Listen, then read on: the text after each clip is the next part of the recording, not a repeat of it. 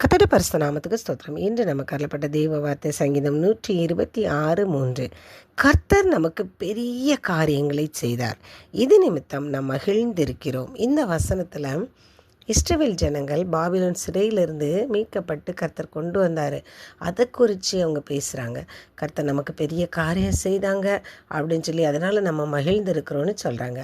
ஆனால் நமக்கு அதை காட்டிலும் பெரிய காரியத்தை கர்த்தர் செஞ்சுருக்காங்க.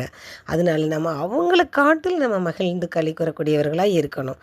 ஏன்னா நமக்கு கிருபையின் பிரமாணத்தை தந்து அவர் கிருபையாய் இரக்கத்தோடு நம்முடைய பாவங்களை அவர் சுமந்து நம்மை நீதி உள்ளவர்களாய் மாற்றினார். நீதியின் சால்வையை நமக்கு தரித்தார்.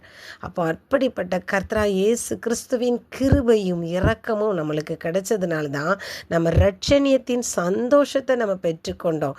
யாருக்கும் கிடைக்காத கிருபை நமக்கு கிடைச்சிருக்கிறதுனால தான் இன்றைக்கு நம்ம மீட்கப்பட்டவர்களாய் நாம் இருக்கிறோம். நம்மளுடைய நடக்கையினாலோ அல்லது நம்முடைய நீதியினாலோ நமக்கு ரட்சிப்பு கிடைக்கல. அவருடைய கிருபையினாலும் இரக்கத்தினாலும் நமக்கு கிடைத்தது. அவர் தன்னை தானே நமக்காக தாழ்த்தி நம்முடைய பாவங்களை சுமந்து தீர்த்து நம்மை பாவமர கழுவி இருக்கிறார். அப்படிப்பட்ட கிருபை பெற்றவர்களாகிய நாம் ஒவ்வொரு நாளும் அவருக்குள் மகிழ்ந்து களி கூறக்கூடியவர்களாய் நம்ம இருக்கணும்.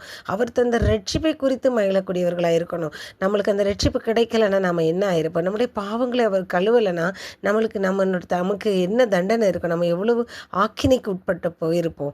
அப்போது நம்ம அதை குறித்து நம்ம சந்தோஷப்படாமல் இந்த உலக பிரகார காரியத்தை குறித்து நம்ம துக்கப்பட்டு கவலைப்பட்டு கொண்டே இருக்கவே கூடாது. அதுதான் இந்த வசனத்தில் சொல்லியிருக்காங்க. ஏசாயா 61:10 அப்பவே தீர்க்க தரிசனமாக சொல்லியிருக்காங்க. கர்த்தருக்குள் பூரிப்பாய் மகிழ்கிறேன், என் தேவனுக்குள் என் ஆத்துமா களி கூறுகிறது. ஏன்னா ரட்சிப்பின் வஸ்திரம் கிடச்சிருக்கு, நீதியின் சால்வையை அவர் நமக்கு தந்தார்னு சொல்லப்பட்டிருக்குது. அப்போ கர்த்தர் தந்த நீதியின் சால்வைக்காகவும் ரட்சிப்பின் வஸ்திரத்துக்காகவும் அந்த ரட்சணிய சந்தோஷத்துக்காகவும் நம்ம ஒவ்வொரு நாளும் மகிழ்ந்து களி கூறி அவருடைய நாமத்தை நம்ம துதிக்கக்கூடியவர்களாகவும் ஸ்தோத்தரிக்கக்கூடியவர்களாகவும் இருப்போம்.